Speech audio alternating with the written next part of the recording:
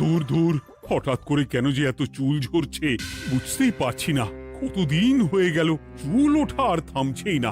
না, এমন হতে থাকলে তো মাথায় টাক পড়ে যাবে। না না না, আজ রাজবৈদ্যের কাছে পরামর্শ নিতে হবে। কি ব্যাপার মহারাজ, আজ আপনাকে এমন চিন্তিত দেখাচ্ছে কেন? জীবনে বড় দুঃখ গোপাল, মন মেজাজ একদম ভালো নেই। সে কি কি হয়েছে মহারাজ? গোপাল থাকতে দুঃখ কিসের? আর বলো না, মাথার চুলগুলো আজকাল ঝড়ে পড়া পাতার মতো পটপট করে ঝরে যাচ্ছে। আমি তো জানি কেন এমন হচ্ছে, কিন্তু এখনই মুখ খুললে চলবে না। আর একটু বেশি বিপদ বাড়লে তখন মাঠে নামবো। তাই বলুন। এ তো খুব ছোট ব্যাপার। চুল ঝরলে টাক পড়বে, আর সেটা পড়া কত ভালো জানেন? কথায় আছে, যত বড় টাক তত বেশি টাকা। তুমি চুপ করো তো বাপু। যদি টাক থাকলেই টাকা হতো, তাহলে তোমার টাকা কোথায়? যেটা বোঝো না সেটা নিয়ে কথা বলো না। তাই না তাই, মহারাজের ঝরছে চুল, চিন্তার ভাঁজ মাথায়। গোপাল যতই চেষ্টা করুক, চিড়ে ভিজবে না কথায়। তোমরা সকলে থামো তো দেখি। ও রাজবৈদ্য, তুমি এর কিছু উপায় বলো। আগে মহারাজ, অনেক সময় দেহে ওই লৌহের পরিমাণ কমে গেলে এমন চুল ঝরে। আপনি বরং পালং শাক, ওই কিশমিশ, কলা ও আরো কিছু ফল আমি বলে দিচ্ছি, সেগুলো বেশি করে খান। আচ্ছা আচ্ছা আচ্ছা, তবে তাই করে দেখি।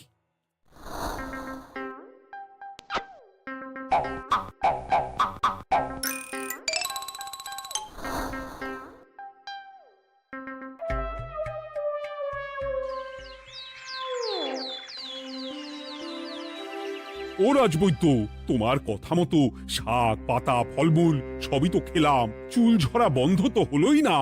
তো জানতামই এমন হবে। কিন্তু মহারাজ, এমনটা তো হওয়ার কথা নয়। কিন্তু হচ্ছে তো। আরে আমার সাধে চুল, কোথায় চলে গেলি সব? এর জন্য তুমি দায়ী। তুমি এর জন্য শাস্তি পাবে বৈদ্য। আমাকে আমাকে ক্ষমা করে দিন মহারাজ, এমনটা হবে এ তো আমি ভাবতেই পারিনি। কিছু মনে করবেন না মহারাজ, ছোট মুখে বড় কথা বলছি। কিন্তু সত্যি এখানে রাজবৈদ্যর কোনো দোষ নেই। ওকে শাস্তি দেওয়াটা ঠিক হবে না মহারাজ। দেখেছেন মহারাজ, গোপালের সাহসটা দেখেছেন? আপনার মুখের উপর কথা বলছে। তা বলি, তুমি যখন এতই বোঝো, তাহলে নিজেই একটা আস্ত লোহা খেয়ে দেখো না, তোমার মাথায় চুল গজাচ্ছে কিনা। ঠিকই আছে, এসব মূর্খের মতো কথা কেবল আপনার থেকেই আশা করা যায় মন্ত্রী মশাই। মহারাজ, আপনি বিচক্ষণ মানুষ। আমার শুধু অনুরোধ, আরেকবার ভেবে দেখবেন। ঠিক আছে, রাজবৈদ্যকে আমি শাস্তি দেব না, কিন্তু সকলের জন্য আমার একটা ঘোষণা আছে। কি ঘোষণা?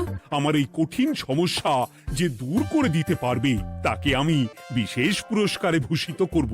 এই তো পেয়েছি। এই সুযোগ কোনোভাবেই হাতছাড়া করা চলবে না। এবারের সমস্যাটা সত্যি বেশ কঠিন। কি করলে যে মহারাজের চুল পড়া বন্ধ হবে সেই উপায় মাথাতেই আসছে না। হঠাৎ করে কেন যে এমন হলো কে জানে।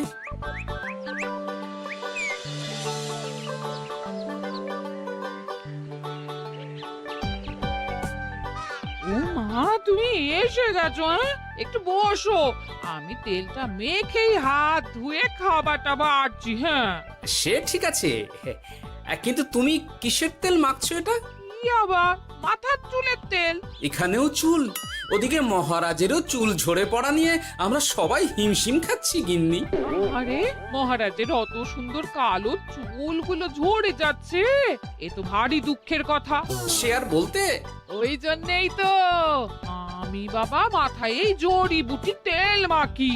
এতে চুলের গোড়া শক্ত করে, চুলকে ভালো রাখে, নতুন চুল গজায় সব। হ্যাঁ। কি কি বললে? নতুন চুলও গজায়? সত্যি? হ্যাঁ। বাহ, তাহলে আর চিন্তা কি। আমাকে এই তেলটা একটু দিতে পারবে গিন্নি? মহারাজকে দিয়ে আসি। উনি বলেছেন যে ওনার সমস্যা দূর করতে পারবে তাকে উনি পুরস্কার দেবেন। ওমা, এই তাই নাকি? এ তো দারুণ ব্যাপার গো। নাও নাও নাও, তেলখানা নিয়ে মহারাজকে কাল দিয়ে এসো তাহলে। আর জানিয়ে দিও, দিনে 2 বার কিন্তু তেল মাখতেই হবে। হ্যাঁ, আচ্ছা ঠিক আছে।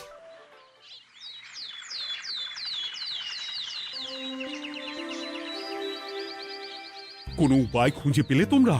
আগে মহারাজ, আমি আপনার জন্য নকল চুল বানিয়ে এনেছি। যতদিন আপনার চুল পড়া বন্ধ না হচ্ছে ততদিন আপনি এটা পরে ব্যবহার করতে পারেন। সে তো বুঝলাম, কিন্তু নকল চুল তো আর আসল চুলে জায়গা নিতে পারবে না বিজ্ঞানী। আসল চুলের কথা ভেবে আমি আপনার জন্য কেশুত্তে পাতা এনেছি মহারাজ। আচ্ছা বেশ। তা গোপাল, খুব তো আগের দিন বকবক করছিলে, তুমি কি এনেছো শুনি? সেটা যথাসময়ে দেখতে পেয়ে যাবেন মন্ত্রী মশাই। এটা জড়িবুটি তেল মহারাজ, আমি এটা আপনার জন্য এনেছি।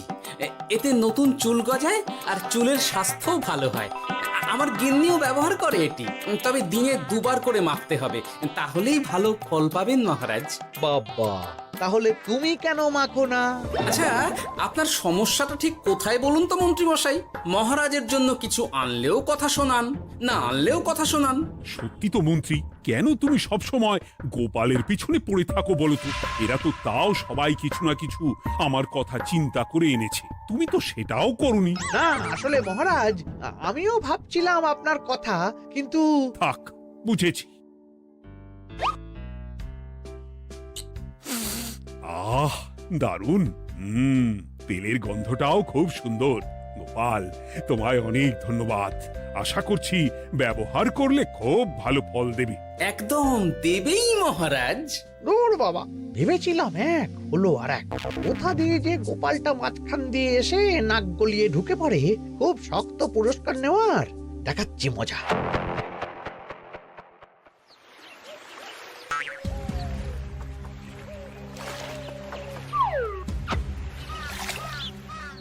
এবারে গোপালের তেল দিয়েই সব কিছু তোলপাড় করব।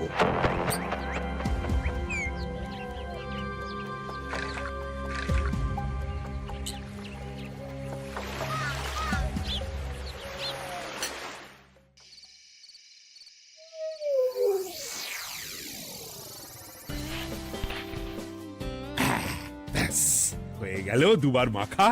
গোপাল বলেছিল এতেই ভালো ফল পাব, কিন্তু এখন মাখার পর মাথাটা কেমন জ্বালা জ্বালা করছে মনে হচ্ছে। হয়তো নতুন চুল গজাবে বলে এমন হচ্ছে। কাল সকালে বোঝা যাবে। এতক্ষণে বোধহয় ছোট ছোট চুল গজিয়েই গেছে। কি এটা চুল গজানোর তেল ছিল নাকি পড়ে যাওয়ার? হে ভগবান, যেটুকু বাকি ছিল সেটাও ঝরে পড়ে টাক পড়েই গেল। গোপালই হলো যত নষ্টের গোড়া। আজ আসুক সভায়।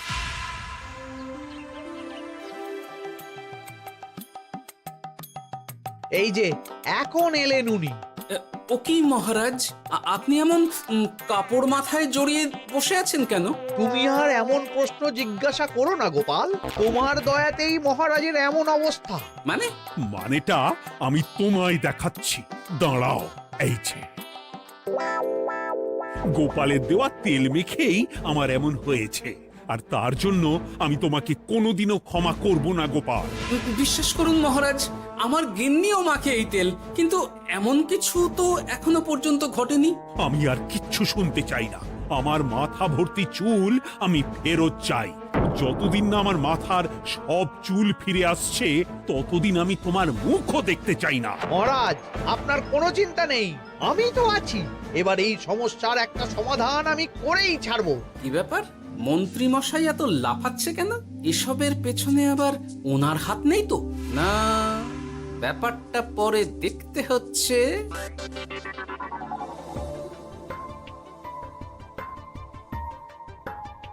আমি বলি কি মহারাজ, এই সময়টা বরং আপনি নকল চুলটা মানে মানে পরচুলা ব্যবহার করুন। হ্যাঁ, অগত্যা, কিছু তো একটা গন্ডগোল আছেই।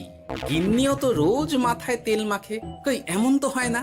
মন্ত্রী যদি কিছু করেও থাকে তাহলেও হাতে নাতে ধরবো কিভাবে?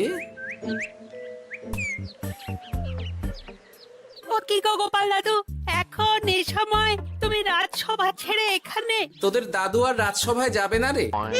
কি বলছো গো? কেন? আর কেন, বিনা দোষে এমন শাস্তি। তোমায় শাস্তি দিয়েছে, তুমি শুধু বলো কে তোমার সাথে কি করেছে, বাকিটা আমরা বুঝে নিচ্ছি। আচ্ছা বলছি, কৃষ্ণনগরের মন্ত্রী মশাইয়ের বাড়িটা কোন দিকে একটু বলতে পারবেন? কৃষ্ণনগরে নতুন নাকি? আগে তো আপনাকে কখনো দেখেছি বলে মনে পড়ছে না। হ্যাঁ, আমি এখানে থাকি না, আমি এখানে আমার কাজে এসেছি, তাই মন্ত্রী মশাইয়ের বাড়ির ঠিকানাটা যদি একটু বলে দেন। নিশ্চয়ই, এ পথ দিয়ে সোজা চলে যান, তারপর কিছুটা ডান দিকে গেলেই পেয়ে যাবেন।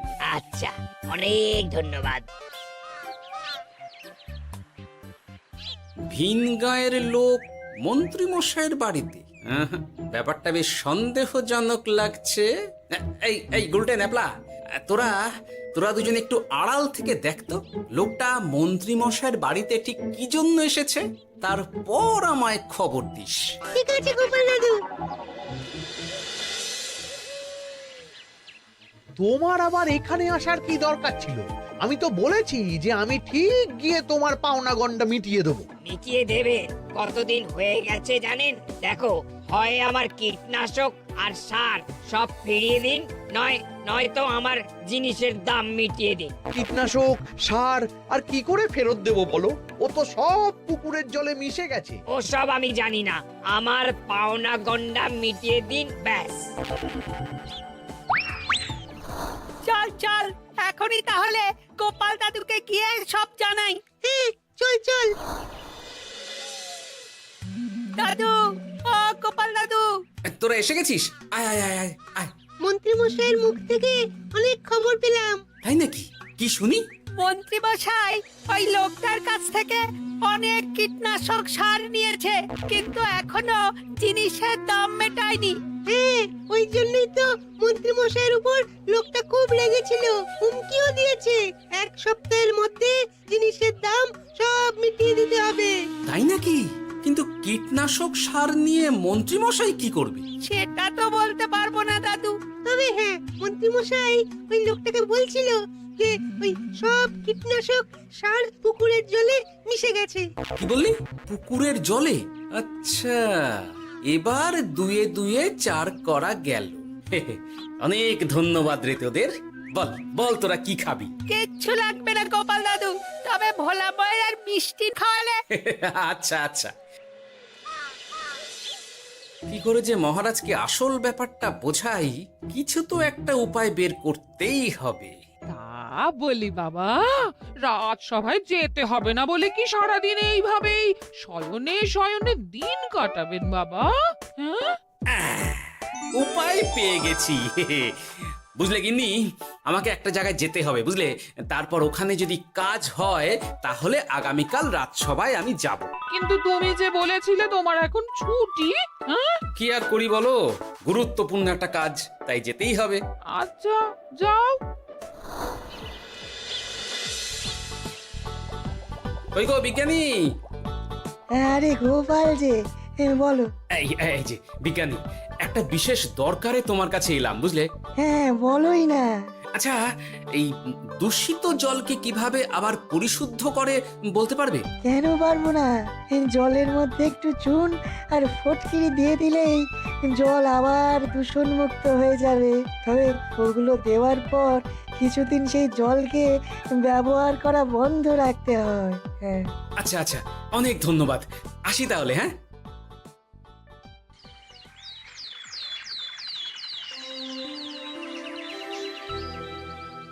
ছায়া পড়েছে, ছায়া পড়েছে, আমি বেশ বুঝতে পারছি তার ছায়া পড়েছে এখানে।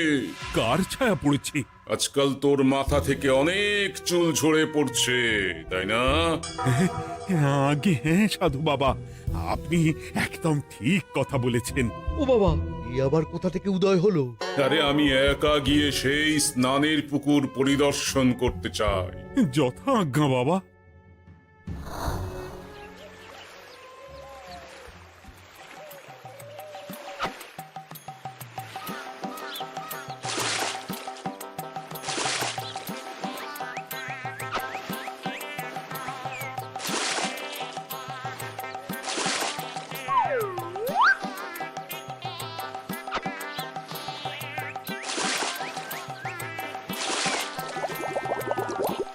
যাক বাবা, মোটামুটি সপ্তাহখানেক এভাবে থাকলেই পুকুরের জল আবার আগের মতো পরিষ্কার হয়ে যাবে। এবার শুধু মহারাজকে একটু বুঝিয়ে বললেই হয়ে যাবে।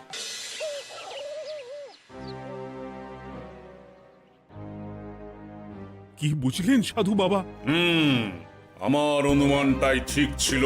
পুকুরের জলে কালো ছায়া পড়েছে, কুদৃষ্টি পড়েছে, তাই এমন হচ্ছে।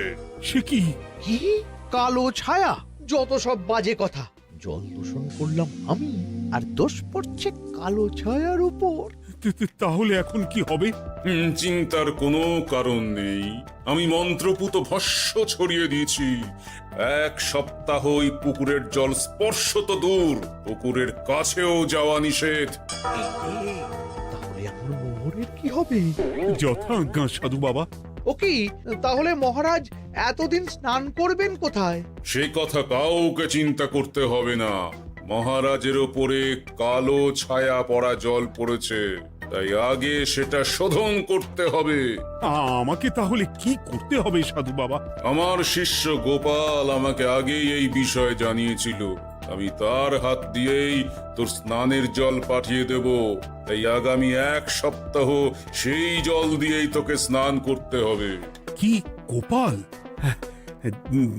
দেখছো তো মন্ত্রী, গোপাল আমাকে কত ভালোবাসে। আমি ওকে কত কথা শোনালাম, কিন্তু না না না না, কাল থেকেই আমি আবার গোপালকে রাজসভায় ডেকে আনবো। আমি আসছি, আমার কাজ হয়ে গেছে। আর হ্যাঁ, তোর স্নানের পুকুরের চারিদিকে প্রহরীর বন্দোবস্ত কর। কাক পক্ষীও যেন ওখানে প্রবেশ করতে না পারে। আচ্ছা বাবা, আচ্ছা।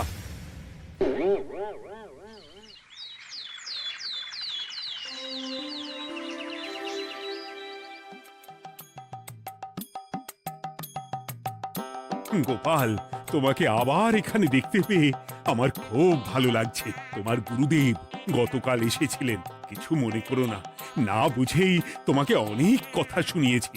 না মহারাজ, আমি জানি আপনি আমাকে খুব ভালোবাসেন, তাই আমি কিছু মনে করিনি মহারাজ। এই নিন, আমি আপনার স্নানের জল এনেছি। হ্যাঁ হ্যাঁ হ্যাঁ, দাও দাও দাও।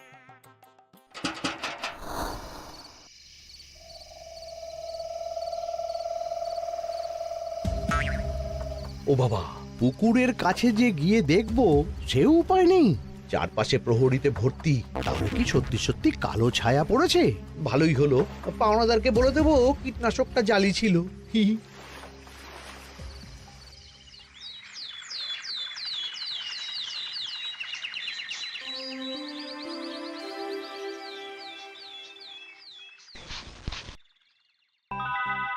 এই তো আমার সেই পুরনো কালো চুলগুলো আবার ফিরে এসেছে।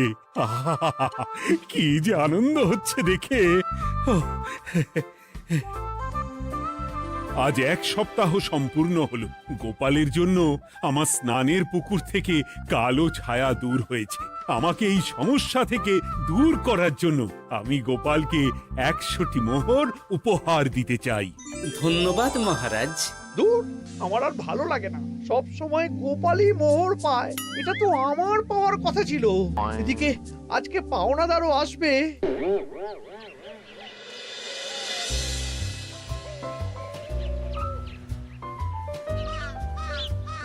গোপাল দাদু, ওই লোকটা এসে গেছে। আচ্ছা, আসছি। এটা তো মন্ত্রীর বাড়ির দিকে রাস্তা।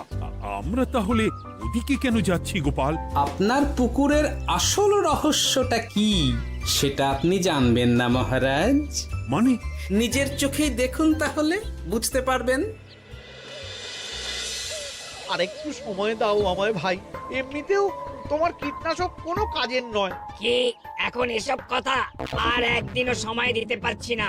একটু বোঝো, একটু। সব আমি মহারাজের পুকুরের জলে মিশিয়ে দিয়েছি। মন্ত্রী, তুমি তাহলে সেই কালো ছায়া? মহারাজ, আপনার পর্দা ফাঁস হয়ে গেছে মন্ত্রী মশাই।